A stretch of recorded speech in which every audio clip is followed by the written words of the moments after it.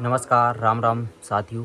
एक बार फिर से आप सभी का स्वागत है हमारे बुंदेली ब्लॉग में। आशा करते हैं आप सब बढ़िया होंगे, मस्त होंगे। बाकी कल खेतों की तरफ गए थे ट्रैक्टर लेके बखन्नी करने। जिस जगह पर बतर थी उस जगह पर तो ट्रैक्टर फंस चुका था। वीडियो तो नहीं बना पाए, लेकिन ट्रैक्टर के हालात दिखाते हैं आपको। पूरी तरीके से मिट्टी से उसकी जो पुताई सी हो चुकी है। बाकी अभी जा रहे हैं खेतों की तरफ, क्योंकि जो हमने दवाइयाँ डाली थी खरपतवार नाशक के लिए, उनका रिजल्ट देखेंगे और आपको भी दिखाएंगे किस तरीके से कौन सी दवाई का रिजल्ट मिला है, चाहे वो उड़द की फसल हो या सोयाबीन की। अभी हम आए हैं जहाँ अपना ट्रैक्टर रखा हुआ है बेड़ा की तरफ, और इसकी हालत आप देख सकते हैं। कुछ ऐसी हो चुकी है ट्रैक्टर की,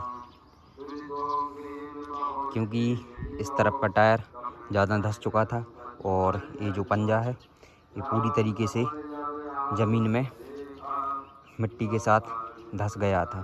तो ट्रैक्टर को निकलने की कहीं से गुंजाइश नहीं थी। तो इस वजह से लगभग आधा एक घंटे इसमें परेशान हो चुके थे। बाकी इसको टोचिंग करके निकाल लिया गया था और अपने द्वारा लगाए गए पेड़ अब फल भी देने लगे हैं, जो कि एक अलग ही खुशी देते हैं। निकलते हैं अब खेतों की तरफ, और गांव का माहौल ऐसा है जैसे कि गर्मियों में स्थिति बनी रहती है। सभी लोग घर के अंदर खेतों की तरफ निकल आए हैं, और जो सबसे ज़्यादा परेशानी का कारण है ये हिरण, क्योंकि फसलों को शुरुआती स्टेज में सबसे ज़्यादा नुकसान देते हैं। और ये हिरण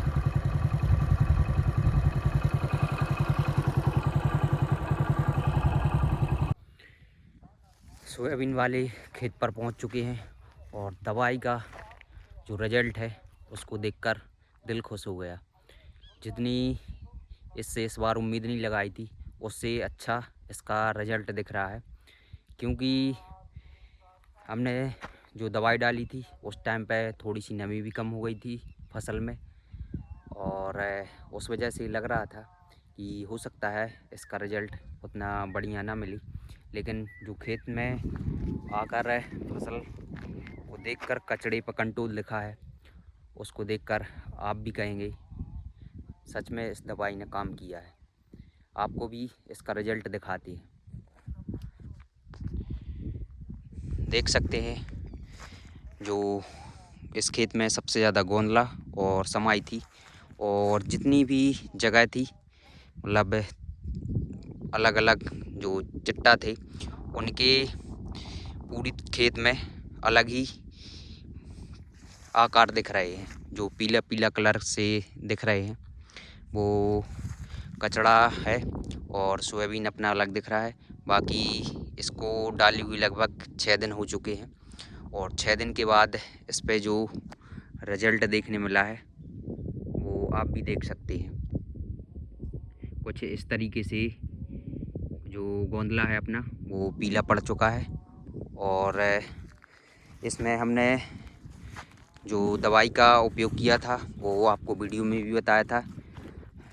इसके लिए हमने इमेजाथाइपर जो कि 10% में आता है, और साथ में कैनोरा सॉइल का लिया था। उन दोनों को मिक्स करके इसमें हमने डाला था, और 6 दिन के बाद इसमें रिजल्ट भी दिखने लगी। इसमें सिर्फ जो अपनी कचरिया है उस पर इसका रिजल्ट नहीं मिलता, क्योंकि ये पूरी तरीके से खेत में ही है। बाकी जो अपनी एक कनकी है और साथ में एक गोंदला और समाई, इन 2 चीज़ों पर इसका सबसे बेस्ट रिजल्ट है। और अगर आपको कचरिया खेत में ज़्यादा है तो इसके लिए आप क्लोविन का उपयोग कर सकते हैं। इस खेत में हमारी ज़्यादा नहीं थी तो हमने नहीं उपयोग किया, क्योंकि थोड़ा बहुत सोयाबीन पर भी इसका असर दिखता है। हालांकि जिस दिन दवाई डाली थी उसके 2-3 दिन तक तो इसका सोयाबीन पे भी इफेक्ट रहा है, कुछ इस तरीके से जो लीफ में बर्निंग हुई थी, पत्तियां मुड़ चुकी थी। सोयाबीन में भी इसका असर देखा था। बाकी अब सोयाबीन में भी हालत सुधार है। और सबसे बड़ी जो अभी समस्या आ रही है, जब से दवाई डाली है सोयाबीन में उस टाइम से अभी तक बरसात नहीं हुई है और मौसम कुछ इस तरीके का बना हुआ है। आज सुबह थोड़ी बहुत बूंदाबांदी हुई थी, लगभग 6-7 दिन हो चुके हैं, लेकिन बारिश नहीं हुई। और ये सामने तो ऐसा लग रहा है जैसे पेंटिंग बना दी हो बादलों की। इस खेत में हमने जो है 1585 सोयाबीन की वैरायटी लगाई थी। 4 जुलाई को इसको बोनी की थी। वीडियो में भी उस दिन डाली थी। तो इसकी कंडीशन उस हिसाब से तो ठीक ही है, शानदार फसल दिख रही है। क्योंकि इस पर थोड़ा बहुत असर जो अपनी दवाइयों का भी है, तो उस वजह से ग्रोथ नहीं हो पाई। और इसमें हमने किसी भी प्रकार का कोई खाद नहीं डाला है, सिर्फ अभी एक खरपतवार नाशक का स्प्रे किया है। तो उस हिसाब से इसकी ग्रोथ हमें बहुत अच्छी लग रही है। लेकिन एक और वैरायटी जो कि आप लोगों को मैं बताना चाहता हूँ, सबसे लगभग 3 साल हो चुके हैं उस वैरायटी को हमारे यहाँ, सबसे अच्छा परफॉर्मेंस दे रही है। उसको आपको दिखाते हैं।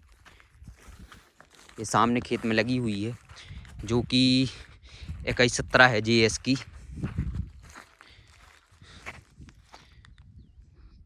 इसकी ग्रोथ आप देखिए, लगभग 1-2 दिन का अंतर है इसकी बोनी में, लेकिन जो इसके पत्ते में ग्रीननेस है और पूरे खेत में एक हरापन भरा लग रहा है, वो बहुत ही शानदार है। तो और इसका एवरेज जो है सबसे अच्छा निकल कर अभी लगभग 2-3 साल के पीरियड में आ रहा है। बाकी और जो भी वैरायटियां हैं हमारे यहाँ इस 2-3 साल के अंदर में, चाहे बारिश ज़्यादा कम हुई हो, बाकी सभी वैरायटियाँ फेल रहीं। लेकिन 2117 और इसकी एक और वैरायटी है 2172, वो दोनों वैरायटियाँ पास रहीं। सबसे ज़्यादा जो प्रॉफिट देने वाली वैरायटी रही हमारे यहाँ ये है 2117, और लगभग 100 से 105 दिन के अंदर ये कंप्लीट हो जाती है। इसके पत्ते का आकार देखिए और इसकी हाइट देखिए, और इस सोयाबीन की हाइट देखिए आप। लगभग 1 या 2 दिन का अंतर है दोनों की बोनी में, लेकिन दोनों में अंतर आप देखें। हालांकि इस खेत में थोड़ी सी एक समस्या ये भी हो गई थी, इसमें कचड़ा भी ज़्यादा हो गया था और उसमें कचड़ा भी नहीं था ज़्यादा। और ये वैरायटी जो 1585 लगाई हमने, ये गर्मी की सीज़न की है। तो थोड़ी सी देखेंगे आगे चलकर, मतलब इसकी ग्रोथ में अंतर आता है कि नहीं। बाकी अब चलते हैं आगे की तरफ, उड़द के खेतों की तरफ, और वहाँ का हाल भी देखते हैं। उड़द के खेत पर भी पहुँच चुके हैं, जिसकी बोनी हमने 28 जून को की थी। और इसकी जो स्थिति है वो भी ठीक है, क्योंकि इसमें भी दवाई का जो स्प्रे किया था उसका असर भी है। और इस पे सिर्फ ये जो कचरिया है इस पे कंट्रोलिंग है। बाकी सबसे बड़ी समस्या भाई, ये हिरन हर खेत में परेशान कर रहे हैं।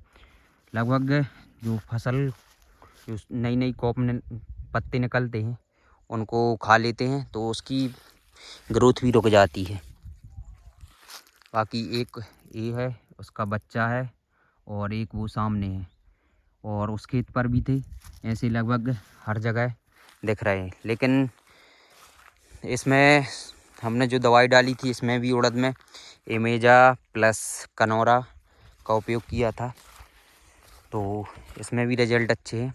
जो कचड़ा है वो अब पूरे खेत में कहीं भी नहीं दिख रहा।